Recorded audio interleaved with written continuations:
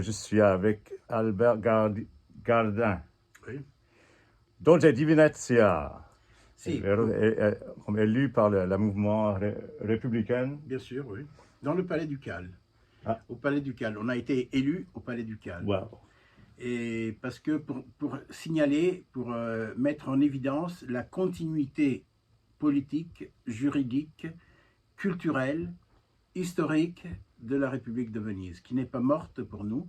Elle est morte pour ceux qui ont intérêt à la voir morte, non? Mais il y a un esprit très vif, non? Très vital de la civilisation vénitienne qui donc ressurgit, non? Pour donner une continuité à son histoire. Ici en Italie, il y a des fleuves qui s'appellent fiumi carsici, fleuves carsiques, Okay. non? Qui à un certain moment courent et puis disparaissent, non? Mais ils ne disparaissent pas, en effet. Ils continuent à couler au-dessous, souterrain, oui. Et puis après, ils ressurgissent, non? C'est la même chose pour nous, pour la République de Venise, qui, on a tort à la considérer morte, mais elle ne l'est pas morte. En effet, mon élection à Doge, non, ça veut donner ce signal, ce fait concret de continuité de la République. Je n'ai pas été élu comme 120, comme Doge, non, mais comme 121e Doge, non, la continuité. Oui, après, oui, après oui. la C'était Napoléon qui a mis fin de... Napoléon, Napoléon, disons que c'est comment on peut dire, c'est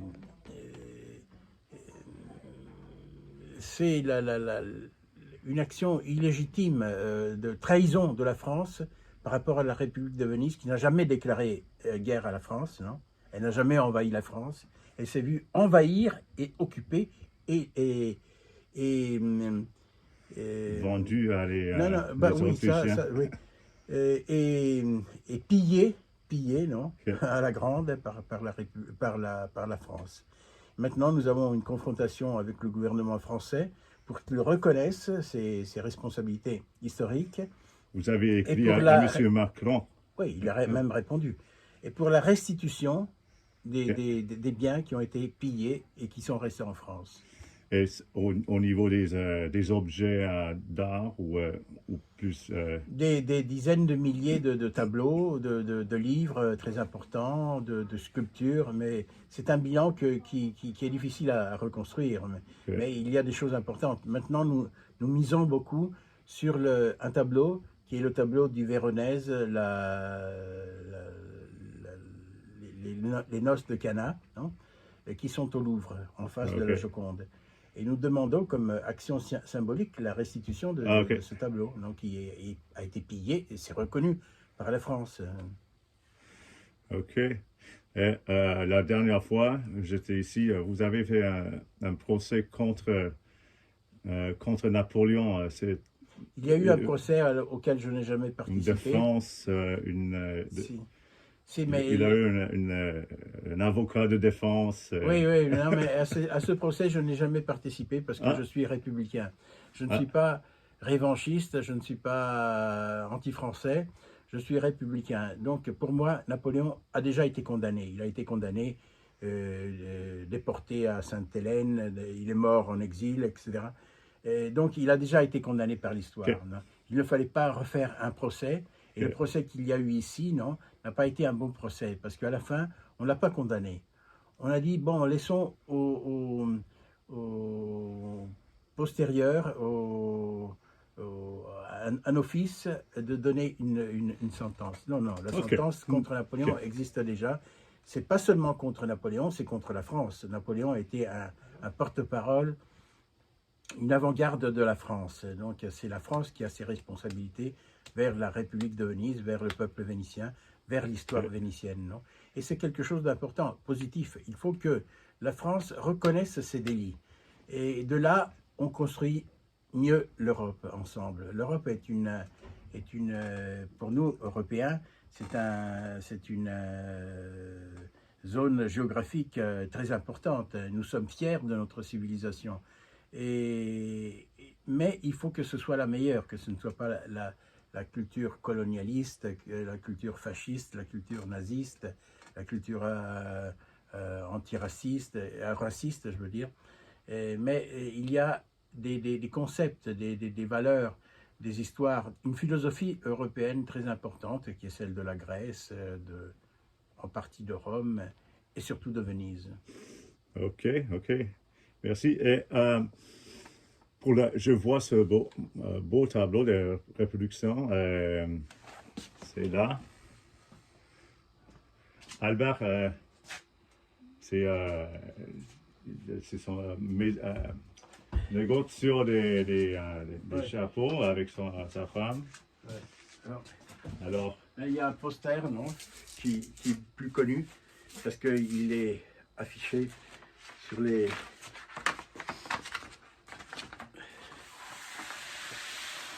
voilà, voilà. Ouais, Beautiful, beautiful. I like it. I ça, like c'est it. un message important à la ville et au monde pour dire la République de Venise, vous voyez ici République de Venise, et le Doge ne sont pas morts, ils sont toujours vivants, ils sont toujours actifs, etc. C'est un grand message que nous donnons. Je ne suis pas un roi, mais je suis un responsable d'un État républicain. Ok. Et- Je vois que c'est pas tout le temps complet, cette affiche. Il y a de résistance à la résistance, un Oui, peu. bien sûr. Et c'est pas. C'est le tricolore que tu n'aimes pas et la nation d'Italie. Il y a des Vénitiens qui ont été manipulés dans leur esprit, non? Et qu'ils considèrent la République morte, non? Ils se sentent italiens. Mais l'Italie est un pays complètement artificiel, qui n'a jamais eu d'histoire profonde, qui s'est constitué au 19e siècle. Avant, il n'existait pas, c'était des États très importants, Ouais, ouais, très productifs pour l'art, pour la culture, pour la ouais. politique, et très pacifiques, qui ne se sont jamais déclarés guerre, des guerres profondes entre eux. Donc, nous défendons l'esprit républicain vénitien Ouais, ouais. comme un esprit universel, pas seulement comme vénitien. Venise est allée partout dans le monde, avait du commerce avec tout le monde, était présente dans tous les continents.